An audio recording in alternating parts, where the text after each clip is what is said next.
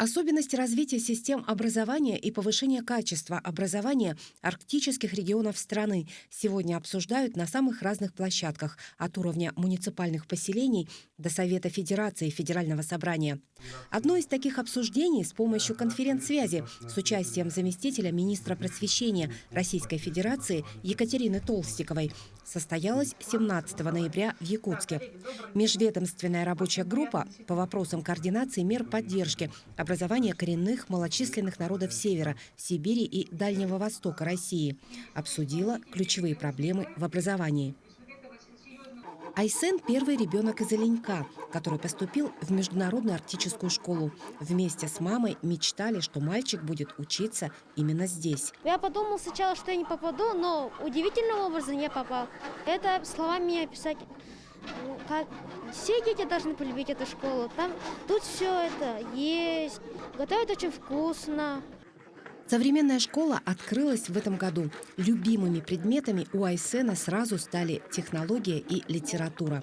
В школе он изучает 2 иностранных языка, а еще якутский и русский языки. Несмотря на такую нагрузку, хочет знать и родной эвенкийский язык. Вот здесь учась, у меня появилось желание изучить мой родной язык. Эта школа рассчитана на 220 учеников. Из них представителей коренных малочисленных народов Севера пока только 14. И родные языки этим ребятам здесь не преподают. Языки коренных малочисленных народов Севера мы не начали еще изучать, потому что, во-первых, это зависит от запроса со стороны детей и родителей. Искали литературу. Оказалось, что, во-первых, из-за того, что небольшой запрос, издательства не издают учебную литературу. Потом дети, они выражают очень такую заинтересованность в каких-то мероприятиях, проектах, связанных с сохранением культуры. Да? Но выбирать язык для изучения постоянно, для потом, чтобы пользования, они пока не выбирают. По закону именно родители решают, будет ли в школе, где обучаются их дети, изучаться в полной мере родной язык и литература. Зачастую об этом родители попросту не знают. Это отметили многие участники заседания межведомственной рабочей группы. Образовательная организация сама на свое усмотрение, в пределах, естественно, тех вариантов, которые предоставляются на федеральном уровне, может либо увеличивать, либо уменьшать количество родных часов на преподавание родных языков и родной литературы в зависимости от потребностей, в зависимости от учебного плана, в зависимости от запросов родителей, поскольку мы с вами знаем, что обучение на родных языках, изучение родных языков у нас идет в соответствии с 273 ФЗ только по заявлению родителей. Языки коренных малочисленных народов могут сохраниться благодаря кочевым школам и детским садам. Больше всего их в Ямало-Ненецком автономном округе – 17 из 24 в Российской Федерации. В Якутии таких школ 8. И такую модель образования в регионе хотят расширить. Необходимо внести изменения в закон об образовании, чтобы готовить специалистов для таких школ и детских садов. Есть рост, есть интерес. И почему есть интерес? Родители и община заинтересованы, чтобы дети продолжали их образ жизни, традиционные виды хозяйствования. Пока есть оленеводство, школы будут дальше развиваться. Сейчас у нас есть такая проблема, как подготовка кадров воспитателей, например, поскольку есть разные модели работы, есть вахтовые воспитатели, есть мамочки в семьях, которые получают образование. Мы бы хотели вторую тенденцию развивать. И эта идея была поддержана Министерством просвещения, ФАДНом, Федеральным агентством по делам национальностей и Агентством по развитию человеческого потенциала. То есть те люди, которые работают там на месте, в арктических кочевых общинах, они могли бы получать это образование, чтобы дополнительно обеспечить себе занятость в наших бюджетных организациях. Мы их должны включать в штатное расписание дошкольных учреждений или школ, и они могли бы проводить эту работу в условиях кочевья. О том, что в школах не хватает учебников и пособий, а во многих школах сокращены часы преподавания родных языков, отметил в своем выступлении Григорий Литков, член Совета Федерации и Федерального собрания Российской Федерации. Те учебные планы, программы, которые сегодня практикуются, они, компонент преподавания родного языка, литературы, они выводятся во внеурочное время. Вот, это кружки, дополнительное образование. И здесь, конечно, сразу же это влияет на сам статус преподавания родных языков. И в первую очередь мы видим, что и сами учителя нам говорят, что, конечно, это снижение заработной платы, потому что это минимальные часы преподавания. Конечно, один из ключевых проблемных вопросов – это сложная ситуация с разработкой и изданием учебников по родному языку и литературе. Чтобы решить проблему с учебниками, создан Федеральный институт родных языков на базе НИИ национальных школ Якутии. Прежде всего создан институт, который у нас, собственно говоря, был одним из структурных подразделений.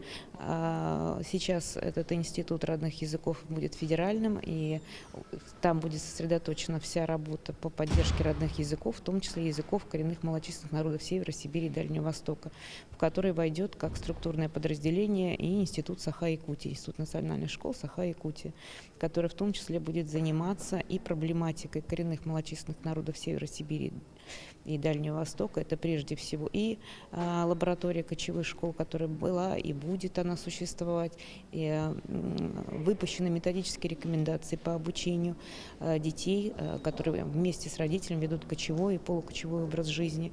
Методисты института на сегодня разработали учебные пособия, отвечающие требованиям федерального стандарта, но только для начальной школы и не по всем языкам. В настоящее время разработаны и изданы учебные пособия по эвенкийскому языку с 1 по 4 класс и литературное чтение на эвенкийском языке. Эти учебные пособия были апробированы и в Янгринской школе-интернат. Возможно, в будущем появятся линейки по юкагирскому языку, по долганскому языку и по венскому языку. Министерством образования нашей республики ведется достаточно хорошая работа, налаженная работа по разработке учебных пособий. Но проблема в том, что вот эти учебники, они должны пройти федеральную экспертизу, должны войти в федеральный перечень учебников, да?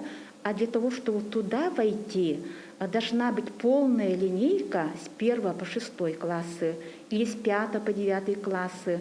Они должны иметь электронные приложения и методические пособия. А это очень трудоемкий труд, да? Надо вот этим заниматься с утра до вечера, как настоящей основной работой, и поэтому они еще не доведены до такого как бы комплекса. 20 лет исполнилось недавно экспериментальной школе-интернату «Арктика» в городе Нерюнгри. Школа ориентирована на обучение детей, представителей коренных малочисленных народов Севера со всей Якутии. Сегодня в школе изучают эвенкийский, эвенский и юкагирский языки. Много времени дети уделяют изучению родной культуры. Для первого года обучения я пользуюсь учебником Ивадит Таткалдеров. Он был создан учителями Золотинской школы-интерната. На настоящий момент это лучший учебник, поскольку учителя Красноярского края, поселка Тура, недавно его переиздали и пользуются им в своих школах. В следующие годы обучения я использую учебники Надежды Яковлевны Булатовой, учебник Зинаиды Николаевны Пикуновой. Эти учебники были созданы для владеющих родным языком. В селе Иенгра Нерюнгринского района, где компактно проживают эвенки, в школе также изучают родной язык и литературу. Начиная со среднего звена, ученики обучаются по учебникам, изданным до 2000 года. Учителя сами создают учебные пособия, потому что их нет, и делятся опытом с коллегами из других регионов. Для качественного изучения родного языка для невладеющих родным без словарей очень трудно. Эвенкийско-русский словарь и русско-эвенкийский словарь. Этот словарь издан в 2005 году. Его у нас практически в наличии нет. Он только на руках у учителей, предметников. Поэтому как бы нам они очень нужны. Решить проблему с учебниками и, главное, с кадрами. Такая задача поставлена перед государством, членами межведомственной рабочей группы. Будут задействован фонд родных языков, наш институт национальных школ, который переименован в Федеральный институт родных языков народов Российской Федерации и, конечно же, Институт народов Севера при Российском государственном педагогическом университете. И отмечаю, что в этом институте народов Севера, да, на их базе будет создан научно-образовательный центр коренных малочисленных народов Севера, Сибири и Дальнего Востока, в котором будут предуниверсарий, будут подготовительные курсы и будет аспирантура в таком непрерывном, да, как бы непрерывной форме. Также, конечно, будут приняты решения по нашим другим организациям. Допустим, в нашем Северо-Восточном федеральном университете тоже ведется подготовка филологов и педагогов для коренных малочисленных народов Севера. По итогам заседания межведомственной рабочей группы по вопросам координации мер поддержки образования коренных малочисленных народов Севера, Сибири и Дальнего Востока России будет разработан план по решению всех озвученных проблем.